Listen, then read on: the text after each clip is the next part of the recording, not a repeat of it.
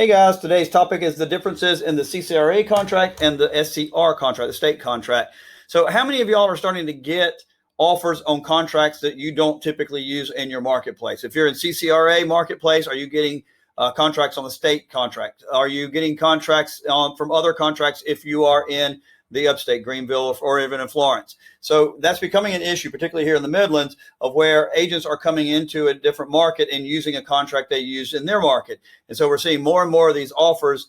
Now, the problem with that is, how do you handle it? If you're typically using the state contract or you're typically using the CCRA contract, how do you handle these offers that come in, and what are the differences in these contracts, and how do I explain this to my client? So we think it's very important that you spend time to understand the other contract, even if it's the contract you don't use all the time, if you're always using the state contract. But I still think you need to understand the CCRA contract, because as you move toward the Midlands on the properties you're selling, and because we're a lack of inventory, you're not normally selling in your community anymore. You're going out, and where you're selling is getting bigger and bigger. So if you're in Greenville, you're now out in Lawrence, and you may start finding yourself in the Newberry.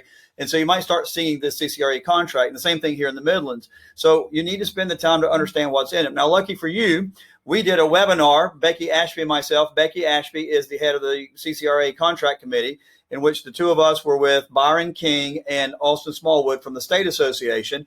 And we did about an hour, 2-hour webinar on all the differences. So what I've done is I've taken parts of that, and we're in this podcast this week. We talk about the differences in the state contract and the CCRA contract. And we're going to probably do this for the next 2 or 3 weeks. This week's, what we talk about is the difference between the due diligence and the repair addendum.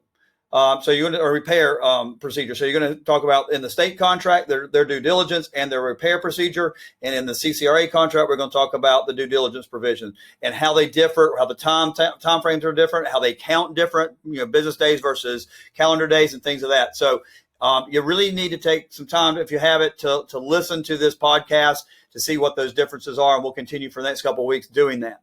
We'll also have a special shout out to somebody in there that you really need to hear about, which is under what Gary knows, as well as Gary's Good News Only. So hope y'all enjoy the podcast. Remember, if you like us, please like us, share us, and subscribe to us. If you want to subscribe, just type in Gary Pickren and go on Google. And the first thing that should pop up will be our podcast on Apple. Go to Apple and hit subscribe, and then you'll get notices every time a new podcast comes out. They come out every Thursday morning, and they are about 30 minutes long. So thank you very much for y'all support. By the way, we just crested 10,000 listens and downloads.